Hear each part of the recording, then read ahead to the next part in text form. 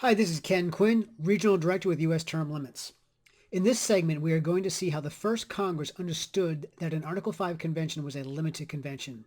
Virginia submitted the very first Article 5 application primarily for a Bill of Rights.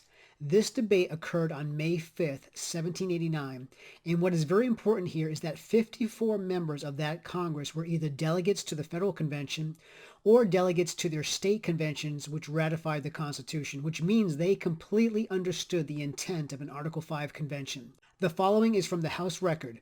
I will be stating the member's name and then we'll read their comment and we'll summarize at the end.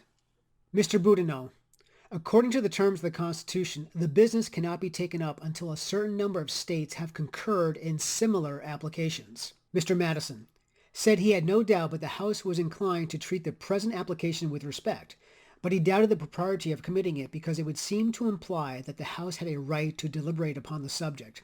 This he believed was not the case until two-thirds of the state legislatures concurred in such application, and then it is out of the power of Congress to decline complying.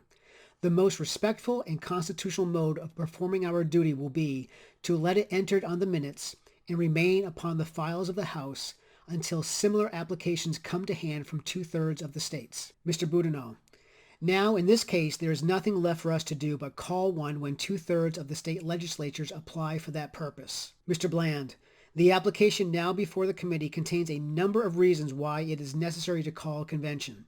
By the fifth article of the Constitution, Congress are obligated to order this convention when two-thirds of the legislatures apply for it. But how can these reasons be properly weighed unless it be done in committee? Mr. Tucker thought it not right to disregard the application of any state, and inferred that the House had a right to consider every application that was made. If two-thirds had not applied, the subject might be taken into consideration. But if two-thirds had applied, it precluded deliberation on the part of the House. Mr. Page thought it the best way to enter the application at large upon the journals, and do the same by all that came in until sufficient were made to obtain their object. Based upon that debate, we can summarize the following. Number one, two-thirds of the state legislatures needed to concur on the subject in their applications. Number two, Congress has no authority to deliberate on the subject and must call the convention once two-thirds of the legislatures apply. And number three, Congress needs to weigh the applications to determine the subject matter and may take it into consideration if two-thirds of the legislatures do not apply for it. A few months later, after this debate, Congress weighed the amendments that were submitted by the states and in the end proposed 12 amendments for ratification. The first 10 were ratified in 1791 and are known today as the Bill of Rights.